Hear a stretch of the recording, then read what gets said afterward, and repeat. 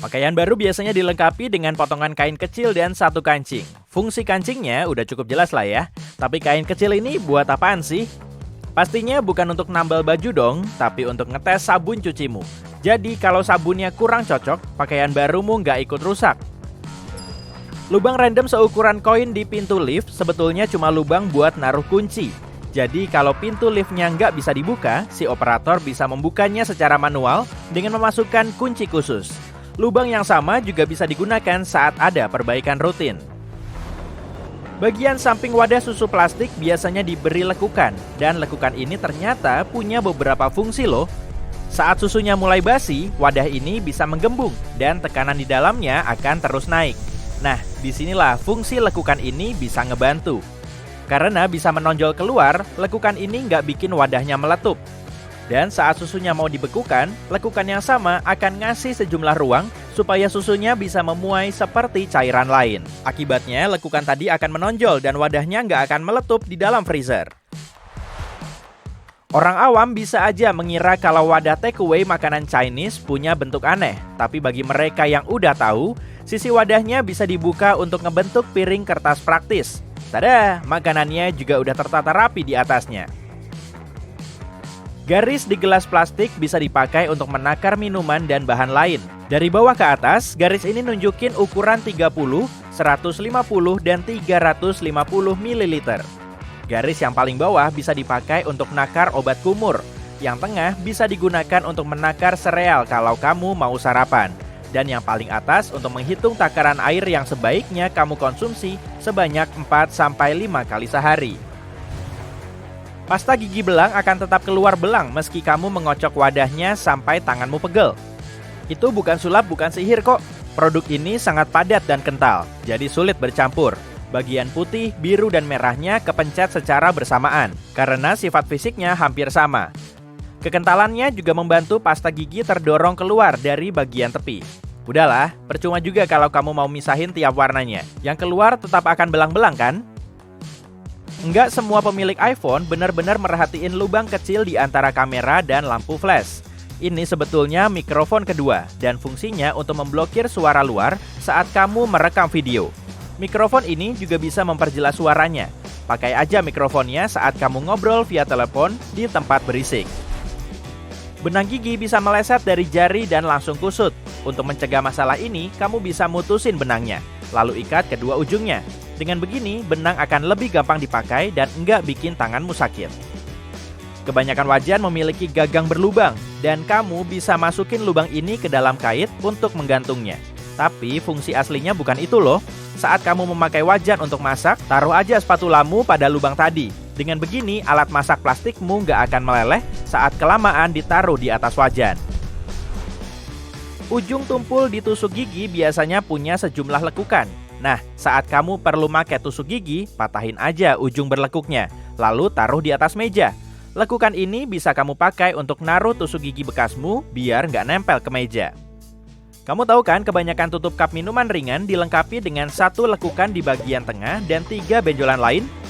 Dengan bentuk begini, tutup cup bisa dijadiin sebagai tatakan saat kamu menaruhnya di meja. Nggak ada lagi yang tumpah deh.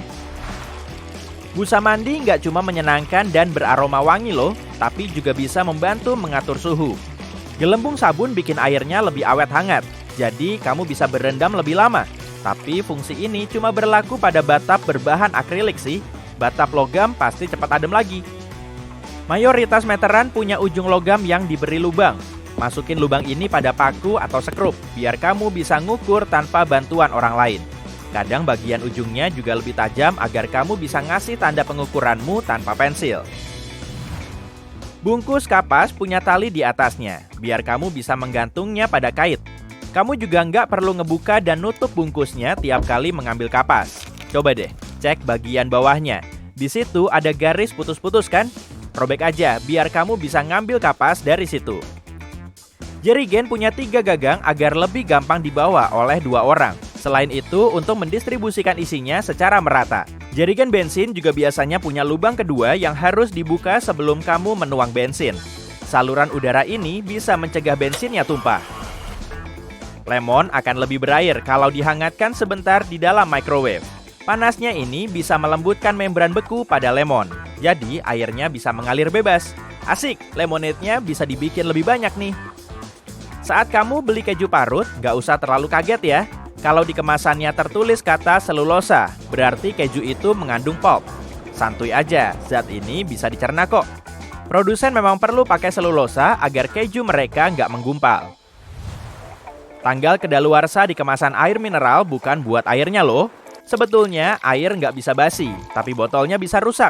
Zat kimia pada botol lama-lama bisa bocor dan memicu bahaya. Tusukan di tutup salep dan krim bisa dipakai untuk ditusukin ke lapisan foil kecilnya.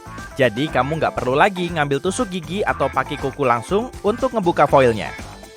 Sticky note perlu dilepas dari samping seperti ngebuka lembaran buku.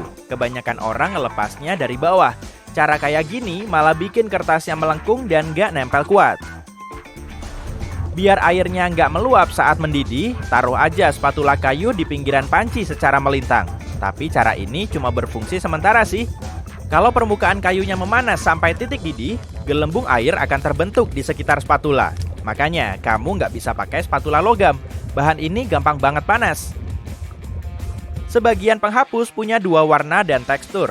Penghapus ini ternyata nggak dipakai untuk ngilangin noda tinta pulpen dan pensil loh, tapi fungsinya mengikuti jenis kertas. Kamu perlu memakai bagian yang berwarna biru untuk ngilangin noda pensil di kertas tebal.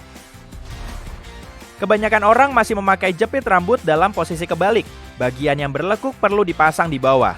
Bentuk ini membuat jepitnya nempel kuat ke helaian rambut. Jangan lupa semprot dulu jepit rambutmu dengan hairspray sebelum kamu memakainya ya, agar jepitmu nggak gampang merosot.